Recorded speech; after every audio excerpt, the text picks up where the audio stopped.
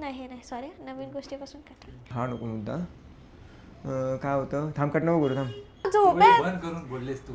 I am the partner. व्यवस्थित confidence. नाही नाही साहेब नाही त्यांचं होतं फायनान्शियल नाही सॉरी फॉरेन्सिक. हॅलो, मी Sanjana Dilip Jumle and I am the part of team Maxima. माझं नाव कार्तिक जाधव आणि मी देखील टीम मॅक्झिमाचा एक भाग आहे. मी अनिकेत जाधव, टीम मॅक्झिमाचा एक पार्ट आहे. मॅक्झिमाचा जो आता उपक्रम जो राबवला आहे तो नक्की सुचला कसा? तर काही वर्षांआधी मॅक्झिमाने या नवरात्रीच्या दरम्यान काही महिलांचा इंटरव्ह्यू घेतला आणि त्याचं ब्लॉग लिहून आपल्या वेबसाईटवर टाकलं.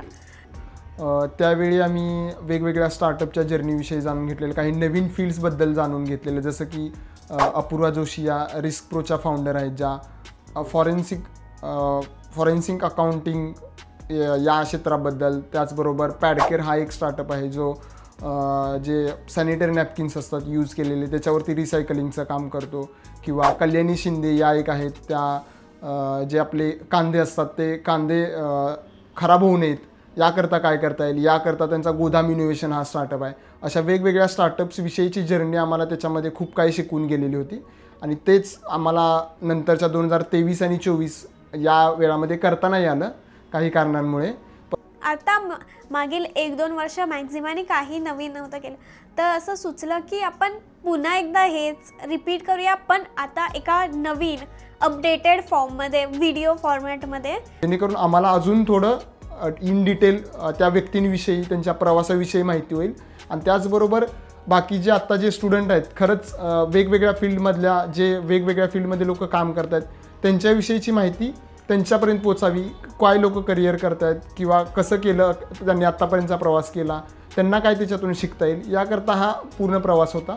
अनिकेत असेल, मी असेल किंवा संजना असेल, प्रत्येकजण आपापली कामं सांभाळून करत होता. त्या दोघांना वाटलं असं काहीतरी आपण वेगळं करू शकतो, वेगळं काहीतरी केलं पाहिजे आणि सपोर्ट म्हणून मी त्यांच्याबरोबर होतो. That's it. हा जो मॅक्झिमाचा उपक्रम आहे तो नक्की का करावा असा वाटला? ते एक कन्सिस्टन्सी, एक सुरुवात परत एकदा करायची होती की ते थांबलं नाही पाहिजे. सुरुवातीपासूनच आमचा उद्देश होता की मॅक्झिमाचं जे हे काम आहे ते आम्ही जे काही जॉब असेल किंवा आमचे जे काही फील्ड असेल ज्याच्यामध्ये आम्ही करिअर करतो ते करत करत हे जोमाने न्यायचं आहे असा उद्देश होता. हे कुठंतरी बंद करायचं आहे असा उद्देश कधीच नव्हता. त्यामुळे हे चालू ठेवायचं आणि चालूच राहणार आहे, हे कधी थांबणार नाही. याच्यामध्ये अजून काही इनिशिएटिव्ह ॲड होतील, अजून काही गोष्टी आम्ही वेगवेगळ्या घेऊन येऊ, पण एक थांबलेलं होतं ते सुरू केले आणि हे सुरू राहील. नवरात्रीच्या निमित्त आपण इंटरव्ह्यू घेऊन मुलांना अजून इन्स्पायर करूया, त्यांना त्यांच्या स्टोरीज सांगूया असं आम्हाला वाटलं, म्हणून हे करावं असं वाटलं. त्याने आपल्याला नवीन शिकता पण येईल, आपल्याला इन्स्पायर करायला पण होईल मुलांना. की समाज माध्यमाचा प्रवाह एका दिशेने जात असताना आपण काहीतरी प्रोडक्टिव्ह वेगळं आणि मोटिवेशन देऊ शकलो तर मॅक्झिमाचं जे कारण आहे चालवण्यामागचं ते सार्थकी लागेल, हा बेसिक कॉन्सेप्ट होता. आणि दुसरा मुद्दा असा होता की वैयक्तिक स्तरावरती बऱ्याच गोष्टी शिकता येतात. 2 वर्षांपूर्वी ज्यावेळी ब्लॉगच्या माध्यमातून या गोष्टी केल्या होत्या त्यावेळी स्टार्टअप होते त्या स्टार्टअप करणाऱ्या 9 महिलांशी चर्चा केली होती आणि खूप गोष्टी शिकलो. त्यांचा प्रवास, त्यांच्या स्टार्टअपबद्दल माहिती, त्यांच्या पुढची वाटचाल कशी असणार आहे. आणि ठरवलं की त्यावेळी फक्त कॉलवर इतक्या गोष्टी शिकलो असू तर मग आता वैयक्तिक स्तरावरती एखाद्या व्यक्तीला भेटून त्यांच्याशी चर्चा करून त्यांची मुलाखत घेऊन किती गोष्टी शिकू शकू. सो ही कन्सेप्ट ज्यावेळी त्यांनी मांडली त्यावेळी म्हटलं की करायला काही हरकत नाही आहे, थोडा वेळ देऊन आपण नक्कीच करू शकतो. आणि पहिलं पाऊल टाकलं करण्यासाठी. हा उपक्रम राबवत असताना यावेळी नक्की कोणत्या अडचणींना आम्ही सामोरं गेलो? व्हिडिओज शूट करण्याच्या अगोदर पहिलं आहे ते म्हणजे की त्या प्रोफाईल वगैरे सिलेक्ट करणं. तर ते मेजर महत्त्वाचं काम होतं. आम्ही वेगवेगळ्या प्रोफाईल सिलेक्ट केलेल्या, वेगवेगळ्या व्यक्तींना आपण संपर्क केलेला. काही व्यक्तींशी आपल्याला कनेक्ट होता आलं, काही व्यक्तींशी काही कारणास्तव कनेक्ट होता नाही आलं. भविष्यात नक्की त्यांच्यापर्यंतसुद्धा आपण कनेक्ट होऊ आणि त्यांचेसुद्धा इंटरव्ह्यूज आपण घेऊ, कारण अशा काही काही प्रोफाईल्स आहेत की खरंच लोकांना त्याविषयी जाणून घ्यायला, त्यांच्या करिअरविषयी, त्यांच्या प्रवासाविषयी जाणून घ्यायला नक्कीच आवडेल आणि आम्हालासुद्धा ते लोकांपर्यंत पोचवायला सुद्धा नक्कीच आवडेल. तर या पूर्ण प्रवासामध्ये काही लोकांशी आम्ही कनेक्ट झालो की ऑन कॉल बोलणं ब्लॉगसाठी आणि आपण ज्यावेळी फिजिकली जाऊन भेटणं आणि बोलणं त्याच्यामध्ये खूप काही गोष्टी आपल्याला शिकायला मिळतात. ज्या महिला प्रत्यक्षात आपल्याला भेटू शकतात अशा महिला जेव्हा आम्हाला शोधायची वेळ आली ती खूप कठीण होती. खूप काही बाहेरचे होते, काहींना टाईम नव्हता आणि गणपतीच्या नंतर लगेचच नवरात्री आली तर ते शूट करणं, त्यांची अवेलेबिलिटी बघणं, प्लस टाईम काढून त्यांना प्रश्नांची उत्तरं आपण घेणं, त्यांना एडिट करणं, ह्यात खूप वेळ जाणार आहे आम्हाला माहिती होतं. पण आम्ही ते मॅनेज करून घेतलं. त्या वेळी तशा पद्धतीत शूट करणं, त्याचं आउटपुट काढणं हे माझ्यासाठी महत्त्वाचं चॅलेंज होतं. संजना आणि अनिकेत यांच्यासाठी चॅलेंज होतं की त्यांचे कॉन्टॅक्ट घेणं, वेळेवरती कॉन्टॅक्ट घेणं, शूट शेड्यूल करणं आणि शूट शेड्यूल झालं की जाऊन शूट करून ते एडिट करणं आणि ते पब्लिश करणं. सो चॅलेंजेस होती. बट जेव्हा तुम्ही टीम म्हणून काम करता ना त्यावेळी चॅलेंजेस नथिंग असतात. तुम्ही त्यांना ओव्हरकम करता, तुम्ही आउटपुट काढता, जितकं बेस्ट होऊ शकेल तितकं बेस्ट आउटपुट काढता. ह्या 9 मुलाखतीतून तसं पाहायला गेलं तर 8 मुलाखती झाल्यात, 9वी मुलाखत अजून बाकी आहे. बट ज्या 8 मुलाखती घेतल्यात त्यातून नक्की काय शिकलो. तर पहिला आपला व्हिडिओ होता सारंग मॅमचा, ज्या माझ्या टीचर होत्या आणि त्या अजूनही शिकवत आहेत. म्हणजे किती वर्ष, 22 वर्ष ते अजून शिकवत आहेत. त्यांच्याकडनं तेव्हाही खूप शिकलं आणि आत्ता या व्हिडिओच्या माध्यमातून पण माझ्यासोबत तुम्ही पण शिकाल. त्यांचा प्रवास एक तर आम्हाला माहिती नव्हता. त्यांनी फार महत्त्वाची गोष्ट निदर्शनात आणून दिली. ती म्हणजे आपण बऱ्याचदा तक्रार करत असतो की आताची तरुण मंडळींकडे पेशन्स नाही आहेत, त्यांना सगळ्या गोष्टी लवकर हव्यात. तर त्यामागचं कारण कुठेतरी पॅरेंट्स पण आहेत. 100% कारण पॅरेंट्स नसले तरी काही प्रमाणात जबाबदार पालक देखील आहेत. कारण त्यांनी लहानपणापासून त्यांना सवय लावलेली असते. एखादी गोष्ट मुलांनी मागितली की लगेच त्याला दिली जाते. त्यामागचा त्यांचा उद्देश जरी वेगळा असला तरी त्याचा इम्पॅक्ट, जो परिणाम होतो तो वेगळा होतोय. साधी गोष्ट मुलांनी मागितली की ती लगेच दिली जाते. त्यामागचं कारण असतं की आम्हाला मिळाली नाही त्यावेळी, आमच्या मुलाला मिळावी. पण त्यामुळे तुम्ही तुमच्या मुलांना इम्पेशन्स बनवताय, त्यांचे पेशन्स कमी करताय. तेच एखादी गोष्ट देताना आपण थोडी काळजी घेतली पाहिजे, हे त्यांच्याकडून शिकलो. त्यांच्याकडनं हे समजलं की प्रवासामधून पण आपण किती काय शिकतो.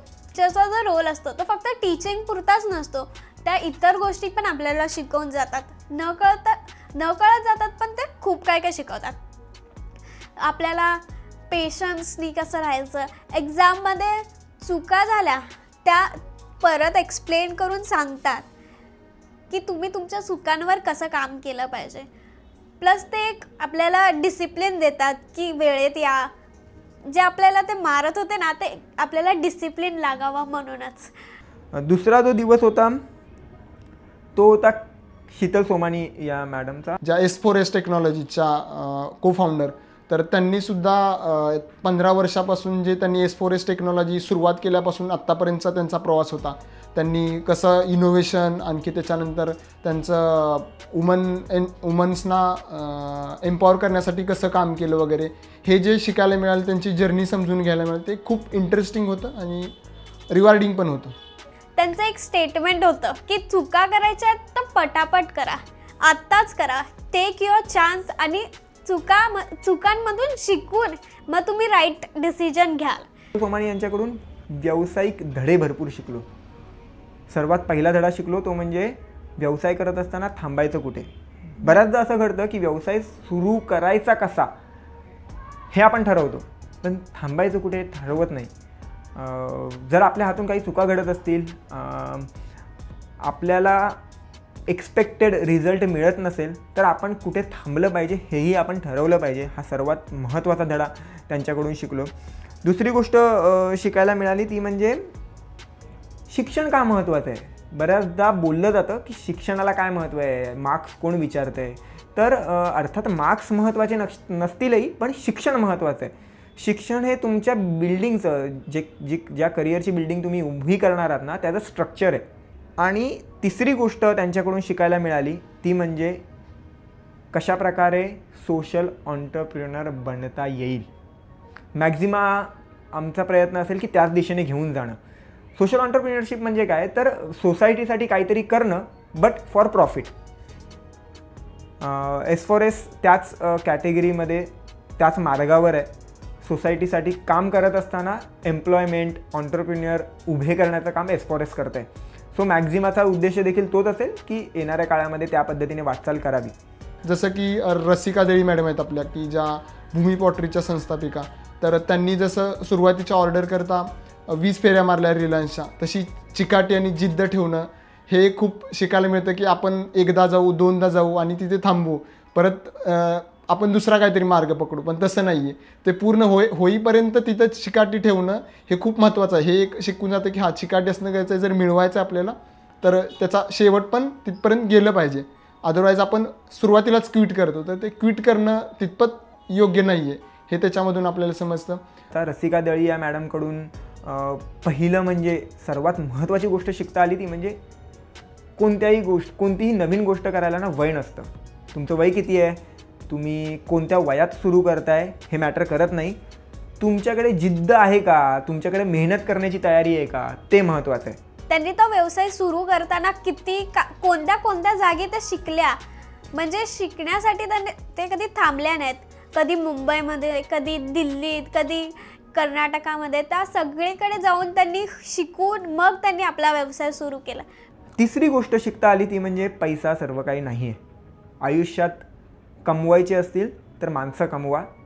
पैसा कमवता येईल, जर माणसं कमवू शकला नाहीत तर आयुष्यभर रिग्रेट करावा लागेल. संपदा मॅडम या सेलॉन इंडस्ट्रीमध्ये खूप वर्ष होत्या. त्यांनी एकदम बेस लाईनपासून सुरुवात केली, की पहिले ते शिकल्या, मग त्यांनी तिकडे इंटर्नशिप टाईप जॉब केला आणि आत्ता त्या ब्रांच मॅनेजर आहे. Consistency is the key. क्षेत्र कोणतंही असो, तुम्हाला प्रामाणिकपणे काम करता आलं पाहिजे. आणि ते प्रामाणिकपणे काम करत असताना ज्यावेळी तुम्ही एखाद्या ठिकाणी, म्हणजे जर तुम्ही नोकरी करत असाल तर ज्यावेळी तुम्ही नोकरी करत असाल तर ज्या ठिकाणी नोकरी करताय ना त्या ठिकाणी ते माझं आहे या पद्धतीने आपण काम केलं पाहिजे. कारण की केव्हा ना केव्हा आपण समोरच्या चेअरवर जाणार होतो, समोरच्या बाकावर जाणार असतो, ज्यावेळी आपल्या हाताखाली टीम असते. सो आपल्याला वाटत असेल की आपली टीम आपल्याशी प्रामाणिक असावी, तर आपल्याला आधी आपल्या बॉसशी प्रामाणिक वागावं लागेल, हे शिकता आलं. दुसरी गोष्ट ती म्हणजे प्रचंड मेहनत प्रत्येक क्षेत्रात करावी लागते. यशस्वी व्हायचं असेल, सस्टेनेबल ग्रोथ करायची असेल ना, तर मेहनतीला पर्याय नाही आहे. 5वा दिवस होता तो निहारिका कोलते आळेकर या मॅडमचा, ज्या ड्रोन क्षेत्रात कार्यरत आहेत बोलर अल्ट्राच्या माध्यमातून. त्यांनी फार महत्त्वाची गोष्ट शिकवली. एक व्यावसायिक म्हणून तुम्हाला तुमच्या टीमवर विश्वास ठेवता आला पाहिजे. जर तुम्ही तुमच्या टीमवर विश्वास ठेवत असाल तर ती टीम तुम्हाला योग्य आउटपुट देऊ शकते. काही वेळा वाईट अनुभव येऊ शकतात, बट ते वाईट अनुभव आले म्हणून अविश्वास दाखवणं हे योग्य नाही आहे. विश्वास ठेवावा लागेल तुम्हाला जर तुमच्या टीमकडून योग्य प्रकारे आउटपुट हवं असेल. दुसरी गोष्ट शिकता आली ती म्हणजे फ्रीडम. तुम्ही तुमच्या टीमला जितकं फ्रीडम द्याल तितकं बेस्ट आउटपुट देण्याची रिस्पॉन्सिबिलिटी त्यांच्या खांद्यावरती जाते. कारण जेव्हा तुम्ही तुमच्या टीमला फ्रीडम देता त्यावेळी तुम्ही इनडायरेक्टली त्यांना सांगताय की आता तुमची जबाबदारी आहे आउटपुट देणं. नंतरच्या होत्या ऋतुजा कदम, ज्यांनी आपलं घर सोडून मुंबईत आले, मुंबईत एकट्या राहिल्या. त्यांनी आपला कम्फर्ट झोन होता जो आपण घरात फील करतो तो तोडून मुंबईसारख्या शहरात, मोठ्या शहरात आल्या. आणि प्लस अँकरिंग, मीडिया क्षेत्र हे आधीच खूप मोठं आहे, त्यात आज त्या एवढ्या अँकर म्हणून टी व्हीवर दिसतात. हा प्रवास तो सोपा नसतो. मुंबईसारख्या मोठ्या शहरात, ते पण मीडियासारख्या मोठ्या क्षेत्रात हे करण्यासाठी खूप एक करेज आणि एक पॉझिटिव्हिटी हवी. तर ऋतुजा कदम यांच्याकडून काय शिकलो असेल ना, तर तुम्हाला कम्फर्ट झोन सोडता आला पाहिजे. जर तुम्हाला तुमचं स्वप्न पूर्ण करायचं आहे ना, तर कम्फर्ट झोन आधी सोडावा लागेल. तर तुम्ही तुमचं स्वप्न पूर्ण करण्याच्या दिशेने वाटचाल करू शकता. आणि ज्या कोणत्या क्षेत्रात तुम्हाला तुमचं करिअर घडवायचं आहे ना, तिथे 100% द्यायला शिका. नेक्स्ट होते आपल्या स्वाती मॅडम, ज्या ग्रोथ सेंटरच्या मॅनेजिंग डिरेक्टर आहेत आणि स्वतः काउन्सिलर आहेत. स्वाती साळुंखे मॅडमकडून मुळात 25 वर्ष ते या क्षेत्रात कार्यरत आहेत. करिअर काउन्सिलिंग या क्षेत्रात ज्यावेळी कोणीही या क्षेत्रात नव्हतं त्यावेळी मॅडमनी त्यांच्या ऑर्गनायझेशनने या क्षेत्रात पाऊल टाकलं. आपल्या आजूबाजूला त्या इंडस्ट्री रिलेटेड मार्केटच नाही आहे आणि आपण त्या क्षेत्रामध्ये उतरलो आहे. सो काय आव्हानं असतील, म्हणजे सगळ्यात महत्त्वाची गोष्ट शिकलो ना स्वाती मॅडमकडून, ती म्हणजे ना बिझनेस करत असताना ना तुमचे एथिक्स, तुमचे प्रिन्सिपल, त्याच्या मर्यादा तुम्हाला माहीत असल्या पाहिजेत की माझ्या व्यवसायाच्या ह्या प्रिन्सिपल्स आहेत, माझ्या व्यवसायाचे हे प्रिन्सिपल्स आहेत, हे एथिक्स आहेत, ते पाळले गेले पाहिजेत. कितीही मोठी समोरून अपॉर्च्युनिटी आली किंवा कितीही समोरून तुम्हाला म्हणतात ना की आमिष दाखवलं गेलं तरी तुम्ही तुमचे प्रिन्सिपल सोडता कामा नये जर तुम्हाला सस्टेनेबल ग्रोथ करायची असेल. सस्टेनेबल ग्रोथ हा शब्द मॅडमकडून ऐकण्यात आला आणि तो म्हणजे आता फिट झाला आहे डोक्यामध्ये की सस्टेनेबल ग्रोथ हवी असेल तर सगळ्या गोष्टी आवश्यक आहेत बिझनेसमध्ये, त्याबरोबर तुमचे बिझनेसचे प्रिन्सिपल फार महत्त्वाचे आहेत. जलद जितकं यश मिळतं ना तितकं ते टिकण्याची शक्यता कमी असते. कदाचित टिकेलही, बट किती काळ टिकेल याची शाश्वती नाही आहे. पण तेच जर यश मिळवायला जर वेळ लागला असेल ना तर तुम्ही समजून चला की तुमच्या इमारतीचा पाया मजबूत होतो आहे. जितका पाया मजबूत तितके इमारतीवरती बांधले जाणारे मजले अधिक. हे सूत्र कायम लक्षात ठेवा. तिसरी स्वाती मॅडमकडून महत्त्वाची गोष्ट शिकलो, तसं पाहायला गेलं ना तर स्वाती मॅडमकडून शिकलेल्या गोष्टी खूप आहेत. ऑन कॅमेरा किती शिकलो आहे त्या इथे मांडतो आहे. तिसरी जी गोष्ट शिकलो ती म्हणजे तुम्हाला तुमच्या व्यवसायातील प्रत्येक गोष्ट करता आली पाहिजे. म्हणजे आता ती कॅमेरासमोर बोलणं तितकं योग्य ठरणार नाही, बट व्यवसायात तुम्हाला टू बी ग्राउंडेड राहावं लागेल. म्हणजे माझा व्यवसाय आहे, मी बिझनेसमॅन आहे, माझ्याकडे टीम काम करते आहे, असं नाही चालत. तुम्हाला ज्यावेळी शून्यातून सुरुवात करायची असते त्यावेळी तुम्हाला सगळ्या गोष्टी करता यायला हव्यात. शेवटचा दिवस नंतर येईल. 8व्या दिवस होता रुचिरा सावंत यांचा, की ज्या लोकसत्तामध्ये लिहित होत्या. त्याच्यानंतर त्यांनी एक मेकशिफ्ट नावाची कंपनी सुरू केलेली. तर त्यांचा जो प्रवास होता त्यांनी सायन्स, एज्युकेशन आणि इनोव्हेशन या क्षेत्रामध्ये जे त्यांनी काम केले ते अतुलनीय काम आहे आणि त्याच्यामधून त्यांनी त्यांचा स्टार्टअप उभा केला आहे. तर ते त्या क्षेत्रामध्ये प्रॉफिटेबल किंवा इन्कम जनरेट करणारा स्टार्टअप क्रिएट करणं हे खूप आव्हानात्मक आहे. आम्हीसुद्धा बघितलेलं की मॅक्झिमासाठी किती हे आव्हानात्मक आहे.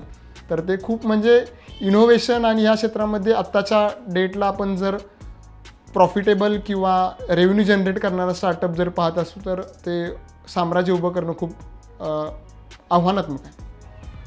या मॅडमकडून काय शिकलो असेल तर प्रचंड सकारात्मकता.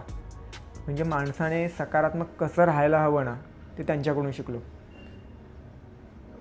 ज्यावेळी मी त्यांची मुलाखत घेत होतो त्यावेळी माझ्या डोक्यात अनेक प्रश्न होते आणि प्रश्न तक्रारीच्या सुरातले होते जे त्यांनी खोडून काढले. फक्त खोडून नाही काढले तर त्यांनी एक सकारात्मक दृष्टिकोन दिला. कसं बघितलं पाहिजे एखाद्या मुद्द्याकडे, तुमच्या आजूबाजूचं वातावरण कसं असलं पाहिजे. त्याच्यानंतर अजून एक महत्त्वाचा सल्ला त्यांच्याकडून मिळाला. त्यांची एक फिलॉसॉफी त्यांनी ऑफ कॅमेरा सांगितली होती, ती रेकॉर्ड करायची राहिली. ती म्हणजे ज्या लोकांमध्ये आपल्याला असं कमीपणा वाटत असेल की आपण काहीच नाही, आपण इनफच नाही आहे, त्या लोकांमध्ये राहायचंच नाही. आणि ज्या लोकांकडनं आपण आपल्याला असं वाटत असेल की हां हे करतात तसं मीही काहीतरी वेगळं केलं पाहिजे, आपल्याला मोटिवेशन इन्स्पायर होत असेल आपण, तर त्या लोकांमध्ये जास्त राहायचं. कारण का आफ्टर ऑल आपली ग्रोथच आपला मेन पॉईंट आहे ना. शेवटचा दिवस होता तो डॉक्टर सोनाली लोहार यांचा. व्हॉइस थेरपिस्ट आहेत. हे एकदम युनिक आणि वेगळं क्षेत्र होतं. त्यासाठी त्यांनी पहिले त्या क्षेत्राची ओळख म्हणजे ते कसं आहे काय आहे ते जाणून घेतलं आणि आणि त्यांच्याकडनं अजून एक शिकण्यासारखी होती, कारण का ते अजूनही शिकतातच आहे असं ते म्हणाले. विद्यार्थी म्हणून जगण्याची तुमची तयारी आहे ती कायम असेल तर तुम्ही बऱ्याच गोष्टी एक्सप्लोअर करता, तुम्ही बऱ्याच नवीन गोष्टी शिकता. दुसरी महत्त्वाची गोष्ट त्यांच्याकडून शिकता आली ती म्हणजे त्यांनी करिअरच्या एका अशा टप्प्यावर होत्या जिथे त्यांना सरकारी नोकरी होती. फक्त सरकारी नोकरी नाही तर क्लास 1 ऑफिसर त्या होत्या. MPSC क्रॅक करून त्या क्लास 1 ऑफिसर या पदापर्यंत पोहोचल्या होत्या आणि त्या पदावर जाऊन त्यांनी त्यांची नोकरी सोडली आणि देन ते त्यांच्या करिअर जे त्यांचं ड्रीम करिअर होतं त्या दिशेने वळल्या. जेव्हा ते त्या दिशेने वळत होत्या त्यावेळी त्यांनी त्यांच्या वडिलांना विश्वासात घेतलं की मी माझी नोकरी सोडणार आहे आणि अशा क्षेत्रात करिअर करणार आहे. आणि त्यावेळी त्यांच्या वडिलांनी त्यांना थांबवलं नाही, कारण जे वडिलांचं स्वप्न होतं की आपल्या एका तरी मुलीने सरकारी नोकरी करावी आणि ते स्वप्न सोनाली मॅडम यांनी पूर्ण केलं होतं.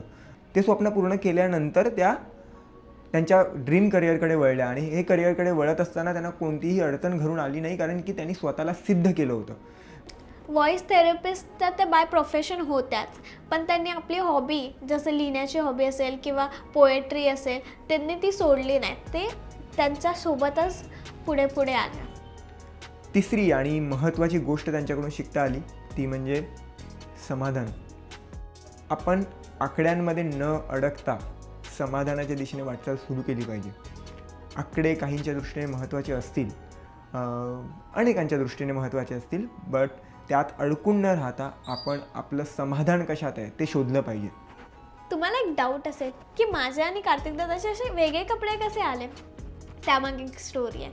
म्हणजे आमचा जो लास्ट दिवसाचा व्हिडिओ होता तो आम्हाला म्हणजे त्यासाठी आम्हाला महिला मिळत नव्हत्या, तर आम्ही विचार केला की तो आपण शोधत राहूया, पण साईड बाय साईड हे करून ठेवूया, एंड टायमाला आपल्याकडे गडबड नको. संपूर्ण जर्नी या उपक्रमाची फार मस्त होती. ऑलरेडी सांगितलं आहे की किती गोष्टी शिकलो, त्यामुळे प्रवास कसा होता हे त्यातूनच समजून जाल की कशा प्रकारे हा उपक्रम राबवला गेला. खूप शिकलो, प्रत्येकाने काहीतरी वेगळं दाखवलं जे कदाचित आपल्याला माहीत असून आपण त्यावरती काम करत नाही, पण ज्यावेळी आपण अशा मंडळींना भेटतो, अशा मंडळींशी चर्चा करतो, त्यावेळी आपल्या चुका, आपल्या काय म्हणतात त्याला, ज्यावरती आपण काम करणं गरजेचं आहे ते आपल्याला कळतं. त्याच्यानंतर महत्त्वाचं होतं की या प्रवासामध्ये खूप लोकांनी मदतसुद्धा केली, की काही कॉन्टॅक्ट्स शोधण्याकरता किंवा भरपूर काही मदत झाली. त्यामुळं ही जर्नी सुरुवात आहे, अजून आपण याच्यामध्ये भरपूर काही घेऊन येणार आहे. मॅक्झिमाचं पुढचं टार्गेट काय असणार? ॲक्च्युली पुढचं टार्गेट काय असेल ते मी सांगण्यापेक्षा अनिकेत आणि संजना यांच्याकडून तुम्ही ऐकायला हवं, कारण की ती मंडळी तुम्हाला शाश्वती देऊ शकतात. To be very frank, Aniket नसता तर आजवर मॅक्झिमाचा जो आजचा उपक्रम आहे तो झाला नसता. सो अनिकेतचं क्रेडिट यामागचं मोठं आहे आणि तितकंच महत्त्व आहे संजनाला, कारण की यावेळी ती एकटी मुलगी होती, त्यातही लहान वयाने, आता कुठे ग्रॅज्युएशन झालेलं आहे आणि त्या ह्याच्यात शूटला आमच्याबरोबर 9-9, 10-10 वाजेपर्यंत ती होती. तिला ऑफिसला आणून ड्रॉप करणं, म्हणजे तिला घरी सोडायला जायचो नाही, आम्ही विक्रोळीला सोडायचो, विक्रोळीवरून भांडूप आणि तिथून घरी जाणं, हा प्रवास तिने केला. सो ती दोन मंडळी तुम्हाला चांगल्या पद्धतीने सांगतील की मॅक्झिमाचं पुढचं टार्गेट काय असेल आणि त्या टार्गेटमध्ये जेवढं मला इनपुट देता येतील, जेवढं योगदान देता येईल ना तेवढं माझा देण्याचा प्रयत्न असेल. मॅक्झिमाने आत्तापर्यंत मला खूप काय शिकवलं. आता मी जे कॅमेरासमोर बोलते ते पण मॅक्झिमामुळेच, पण आता मॅक्झिमाला पण आपल्याला कुठेतरी पुढे न्यायला हवं. तर आता विचार करतो की ह्याच प्रकारचे व्हिडिओज अजून करावे, ज्याने खूप मॅक्झिमाला पण फायदा होईल आणि दुसऱ्या स्टुडंट्सला पण फायदा होईल. आणि जे हिडन टॅलेंट्स असतील, आता कसे आपण एक्सपिरियन्स लोकांसोबत बोलले, जे आता एक्सपिरियन्स घेत आहेत, वेगळं करण्याचं बघत आहेत, त्या लोकांसोबत पण कॉन्टॅक्ट करून त्यांची स्टोरी अनकवर करूया. प्लस मॅक्झिमाने आत्तापर्यंत मला एवढं शिकवलं, तर एक अजून कॉन्फिडंटली मी लोकांसमोर बोलू, हे पण मी मॅक्झिमाच्या थ्रू ट्राय करते. या सर्व महिलांनी जो वेळ दिला त्याच्याकरता आणि त्यांच्याकडून आम्हाला खूप लर्निंग्स भेटले, त्यामुळे टीम मॅक्झिमा त्यांचं खूप आभारी आहे. पहिल्यांदा त्यांचं खूप मी आभारी आहे की त्यांनी वेळ दिला. पहिले तर मी सर्व 9 मॅडम्सला थँक्यू म्हणेन की त्यांनी त्यांचा टाईम दिला आणि आम्हाला उत्तरं दिली, आम्हाला इन्स्पायर केलं. त्यासाठी महिलांनी ज्यांनी आम्हाला वेळ दिला त्या सगळ्यांचे आभार असतीलच. कारण अशा वेळी त्यांनी आम्हाला मुलाखत घेण्याची संधी दिली ज्यावेळी मॅक्झिमा रिस्टार्ट होत होतं. त्याच्यानंतर नोटेबल व्यक्ती अशा भरपूर आहेत ज्यांनी खूप मदत केली. तर त्याच्यामध्ये अजातशत्रू मीडियाज प्रायव्हेट लिमिटेड त्यांनी आम्हाला मदत केली की हा पूर्ण उपक्रम तुमच्यापर्यंत पोहोचवण्याकरता. तर त्यांचा मी खूप आभारी आहे. मी संजना आम्ही दोघं शूटसाठी ह्या 9 दिवसाच्या शूटसाठी आणि त्यानंतरच्या पोस्ट प्रोडक्शनसाठी त्या कामामध्ये पूर्णपणे अडकलो होतो. त्यावेळी ही जी टीम होती अजातशत्रू मीडिया हाऊसची ती ऑफिसमध्ये बसून सगळ्या क्लायंटचं काम मार्गी लावत होती. माझ्या अपरोक्ष कोणतंही काम थांबलं नाही. आपल्या मागे आपली टीम आपण न सांगता एखादं काम करते त्यावेळी तो क्षण एक अभिमानाचा असतो. तुमच्या टीमवरती जर तुमचा विश्वास असेल तर तुमची टीम सगळं काही सांभाळू शकते. सो टीम अजातशत्रू मीडिया हाऊसचे आभार. त्यांच्या सहकार्यामुळे हे 9 दिवस आम्ही तुमच्यापर्यंत 9 मुलाखती पोचवू शकलो. त्याच्याबरोबर आमचे एक मित्र आहेत शिवराज जाधव म्हणून, त्यांनी पण आम्हाला खूप मदत केली. हा संपूर्ण उपक्रम आपल्याला एक्झिक्यूट करण्याकरता. काही इंटरव्ह्यूज हे त्यांच्या ऑफिसमध्ये आपण घेतलेले होते, तर ते खूप त्यांचा मोलाचं सहकार्य होतं या पूर्ण उपक्रमाकरता. आणखी दुसरं आहे की अजून पण काही अदृश्य हात आहेत की ज्यांनी खूप आपल्याला मदत केली. 2022मध्ये आपण ज्यावेळी ब्लॉग्स लिहिलेले त्यावेळी पण केलेली, आत्ता पण केली. तर त्यांचंसुद्धा नाव राहिलं असेल, पण खूप त्यांचं पण सहकार्य आहे. त्याचबरोबर आमचे 2 अजून मेंबर्स आहेत, एक राहुल पोखरकर आणि प्रथमेश गायकवाड. आत्ता सध्या ते ॲक्टिव्ह नाही आहेत, पण त्यांचंही अधूनमधून मार्गदर्शन सुरू असते किंवा त्यांचंसुद्धा या कार्यामध्ये आपलं योगदान असतेच. सध्या ते थोडे बिझी आहेत, पण होतील नंतर ॲक्टिव्ह. तर त्यांचं मॅक्झिमाकरता असणारं कॉन्ट्रिब्युशन आहे ते खूप आपल्याला इम्पॉर्टंट असेल. संजनाचं पण कॉन्ट्रिब्युशन चांगलं आहे. यावेळी मला तरी जास्त वेळ देता आला नाही. 2022मध्ये थोडा वेळ देता आलेला जागर नवदुर्गांचा उपक्रमाकरता, पण यावर्षी थोडा वेळ देता आला नव्हता. तर ती जी उणीव आहे ती संजनाने कॉन्टॅक्ट करणे किंवा बाकी शूटिंगच्या डेट्स आणि बाकी ते सगळं संजनाने चांगल्या पद्धतीने निभावून नेलं. कारण की आम्हाला थोडा वेळ देता आला नव्हता, पण संजनाने ते जे वर्क आहे ते खूप चांगल्या पद्धतीने केलं आणि याच्यापुढेही ती आय थिंक करत राहीलच. दसऱ्याच्या टीम मॅक्झिमाकडून तुम्हा सर्वांना खूप खूप शुभेच्छा. जागर नवदुर्गांचा हा आमचा जर सिरीज आहे तो तुम्ही जर पाहिला नसेल तर तो आज नक्की पाहून घ्या. आणि तुमच्या करिअरमध्ये तुम्हाला काय सीमोल्लंघन करायचं आहे ते नक्की या सिरीजमधून तुम्हाला मिळेल. नक्की पहा आणि सीमोल्लंघनाची तयारी हमखास करा.